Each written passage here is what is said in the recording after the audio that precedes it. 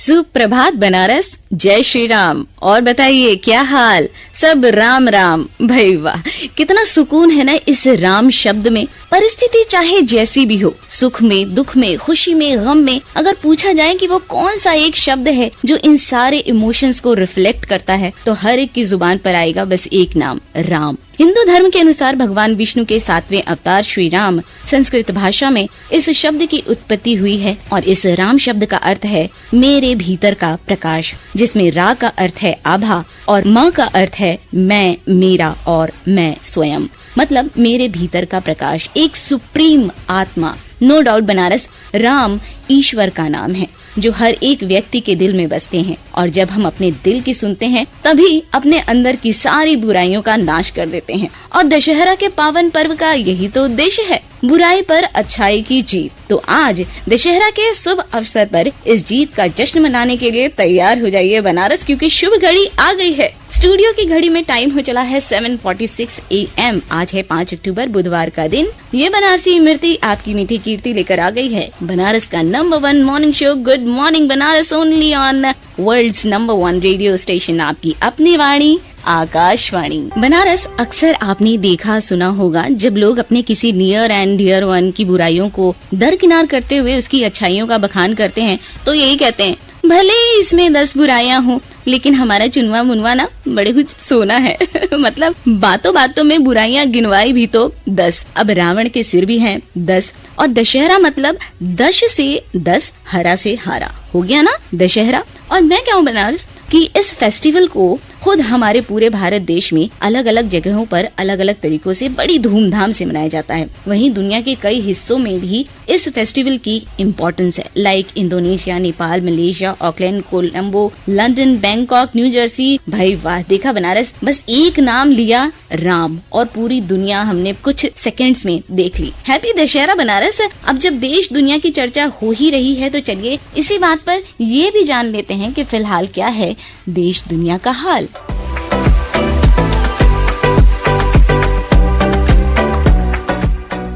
बनारस, आज देश के कोने कोने में जबकि रावण दहन के लिए रावण के पुतले को लॉन्च किया जा रहा है, वहीं एक बहुत ही अच्छी बेनिफिशियल बात मोबाइल यूजर्स के लिए होने वाली है और ये कि आज भारत की एक मोबाइल कंपनी द्वारा 5G लॉन्च हो रहा है और भारत के 5 शहरों में इसकी सर्विस शुरू भी हो रही है। और दुबई शहर में आज आधिकारिक रूप से मंदिर के द्वार खुल जाएंगे जहां सभी धर्मों के लोगों का स्वागत किया जाएगा। बनारस, जब कहीं अच्छी चीजें हो रही होती हैं तो कहीं न कहीं कुछ बुरा भी घट रहा होता है। एक तरफ जहां India versus south Africa 3rd T20 match में भारत को हार का चेहरा देखना पड़ा, वहीं हम बात करें एवरेस्ट विजेता पर्वतारोही सविता जी की, जिन्होंने इसी साल दुनिया की सबसे ऊंची चोटी पर लहराया था तिरंगा। वो प्रेरणादायी चेहरा कल देर मंगलवार की शाम इस दुनिया को अलविदा कह गया।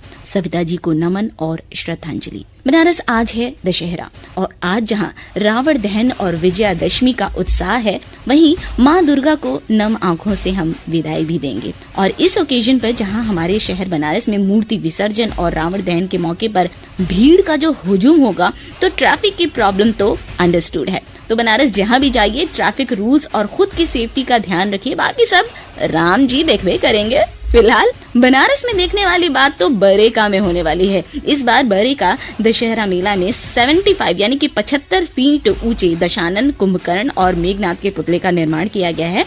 मैदान में सीटिंग अरेंजमेंट से लेकर के दर्शकों के एंटर एग्जिट और आतिशबाजी के टाइम में फायर रेस्क्यू की तैयारी और साथ ही साथ भीड़ को कंट्रोल करने के लिए कड़े सिक्योरिटी के सारे इंतजाम बिल्कुल पक्का है।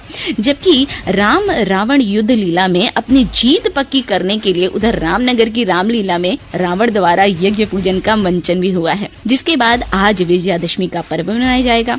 तो अभी से ही बनारस अपनी प्लानिंग सेट कर लीजिए कि आपको आज दशहरा मनाने कहाँ जाना है, गंगा के ए पार या ओ पार। वैसे बनारस, अगर आप स्टूडेंट हैं और BHU में ग्रेजुएशन में दाखिला चाहते हैं तो आपको बता दूं रजिस्ट्रेशन के लिए जो 3 अक्टूबर की अवधि दी गई थी वो डेट पार करके अभ्यर्थी अब 8 अक्टूबर तक यूनिवर्सिटी के काउंसलिंग पोर्टल पर रजिस्ट्रेशन करवा सकते हैं क्योंकि डेट बढ़ गई है।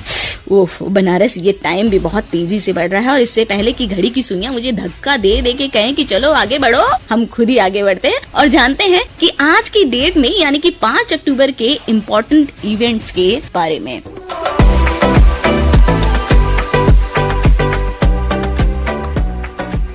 तो ये बात है ईयर 1805 की, जब भारत में ब्रिटिश राज के दूसरे governor general commander in chief Lord Cornwallis का निधन हुआ था। पहले कान फिल्म समारोह का समापन आज ही के दिन ईयर 1946 में हुआ था। जेम्स बॉन्ड सीरीज की पहली फिल्म डॉक्टर नो आज ही के दिन रिलीज हुई थी। ईयर 1989 में न्यायमूर्ति मीरा साहिब फातिमा बीबी सुप्रीम कोर्ट की पहली महिला जज बनी थी। क्या बात है। ईयर 1997 की बात करें तो राजधानी कंपाला से नील नदी को स्रोत जिंजा में प्रधानमंत्री I.K. गुजराल ने महात्मा गांधी की प्रतिमा का अनावरण किया था और इसी साल भारतीय टेनिस खिलाड़ी लिएंडर पेस और महेश भूपति ने जिम कुरियर और एलेक्स ओब्रायन को पराजित करके चाइना ओपन टेनिस टूर्नामेंट का खिताब भी जीता था।